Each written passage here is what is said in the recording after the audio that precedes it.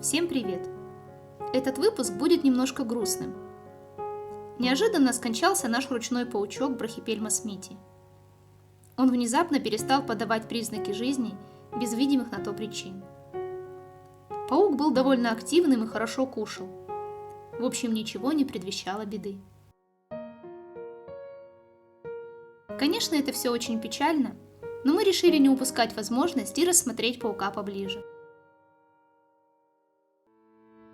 Больше всего мне было интересно увидеть глаза птицееда. Их действительно 8 штук, и расположены они так, чтобы у паука был обзор в 360 градусов, потому что вертеть головой они не умеют. Наш паук вырос уже довольно крупным. Смотрите, какие мощные у него хелицеры. Представляете, если такой паучок укусит? Наверняка это очень больно. Если вас когда-нибудь кусал птицеед, пожалуйста, напишите в комментариях, что вы чувствовали. Думаю, многим будет интересно почитать. Смотрите, насколько кончик хелицеры острее зубочистки. Мы очень расстроились из-за гибели паучка. Все-таки это наш питомец. И просто взять и выбросить его не поднималась рука. Поэтому мы решили увековечить этого красавчика. И не придумали ничего лучше, чем залить его эпоксидной смолой.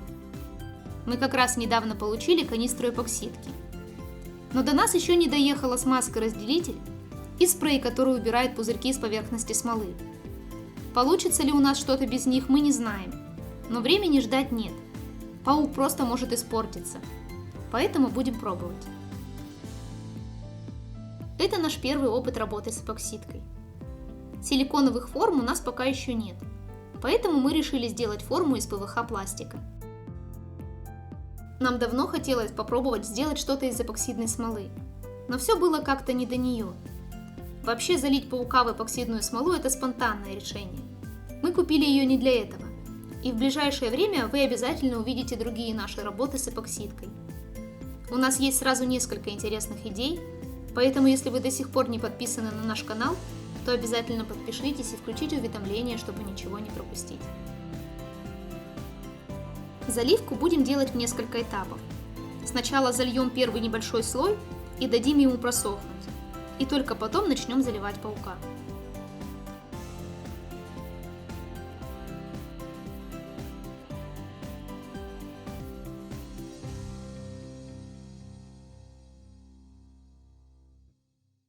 Во время заливки в смоле образуется множество мелких пузырьков. Очень жаль, что спрей для их удаления к нам пока еще не приехал. Есть еще один способ борьбы с пузырями. Это прогревание смолы строительным феном или горелкой. Но мы смогли использовать фен только на последнем слое, иначе можно было бы просто сжечь паука. Мы даже прогревали смолу перед заливкой, чтобы она была более жидкой, но избавиться от пузырьков не удалось. Извлекать затвердевшую смолу из формы, которую мы ничем не смазывали, оказалось не так-то просто. И на это пришлось потратить кучу времени и пальцев. Если вы знаете, чем можно смазывать форму, кроме специальной смазки, то, пожалуйста, напишите нам об этом в комментариях. Так как пластик, из которого мы сделали форму, имеет шероховатую поверхность, то стенки смолы стали матовыми, непрозрачными. Это далеко не тот результат, который нам нужен. Поэтому пришлось осваивать навыки шлифовки и полировки смолы. В ближайшем строительном магазине мы раздобыли кучу шлифовальной бумаги разной зернистости и приступили к очень долгому и нудному процессу.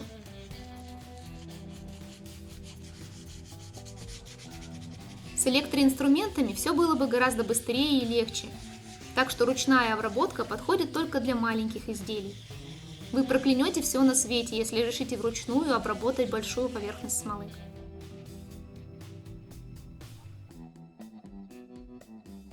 Для полировки мы использовали полировочную пасту для фар, которую купили в автомагазине. Втирали ее при помощи поролонового диска.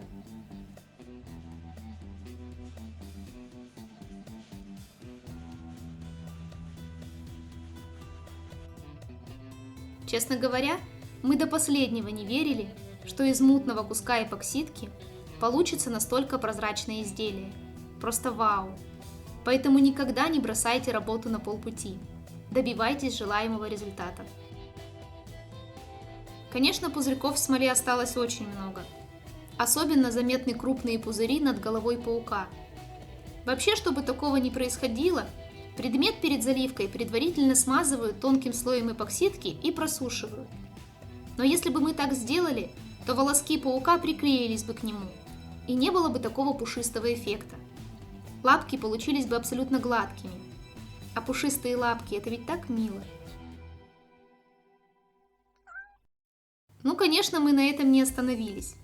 Уж заморачиваться так по полной. Будем делать подставку с подсветкой для нашего паучка.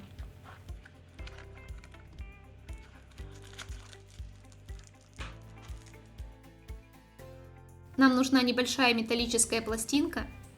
На нее приклеим светодиодную ленту, чтобы диоды не перегревались и служили дольше.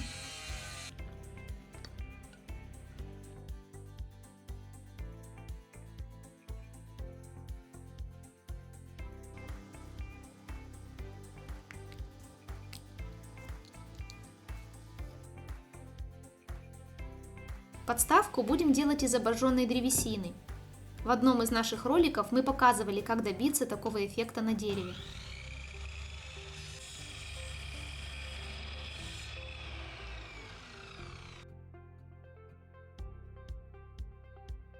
Примерно так будет выглядеть подставка.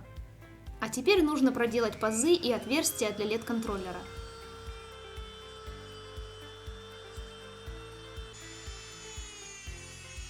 Вы, наверное, заметили, что постепенно у нас становится все больше разных инструментов.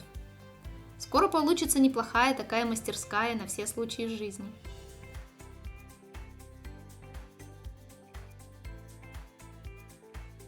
Выглядит так, как будто все отверстия с первого раза идеально совпали. На самом деле, с этими самоделками у нас накопилась уже такая солидная коллекция всевозможных фейлов. Надо будет как-нибудь собрать из них ролик. На эту маленькую коробочку ушел не 1 километр древесины.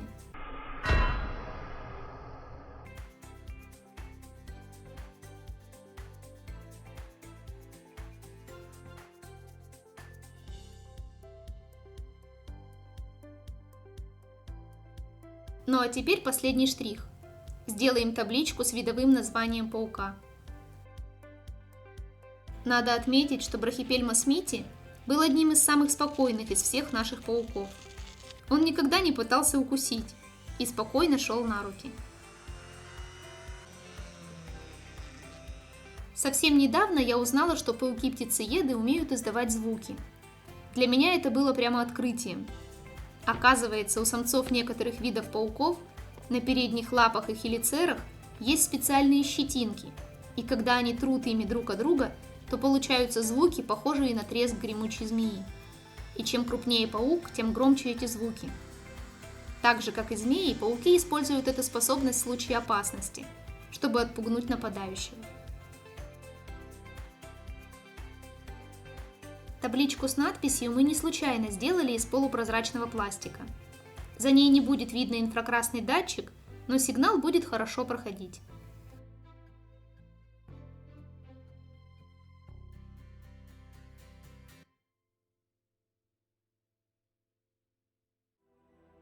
Наступил долгожданный момент, и можно посмотреть, что же у нас получилось.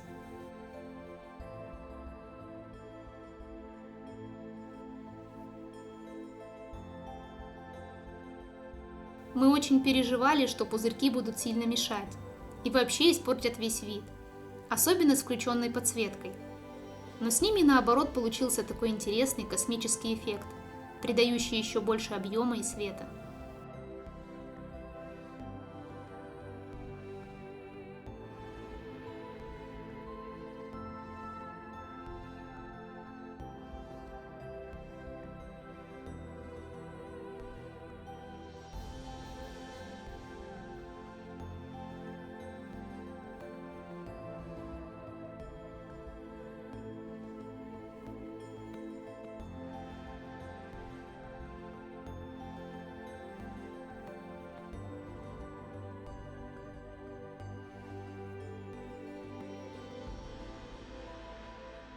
Терять питомцев всегда очень грустно. И неважно, кто это, пушистый хомячок или ядовитый паук. К любому из них привыкаешь и даже привязываешься. Они становятся частичкой нашей жизни. Поэтому всегда заботьтесь о своих любимцах и старайтесь не допускать ошибок. До новых встреч. Пока-пока.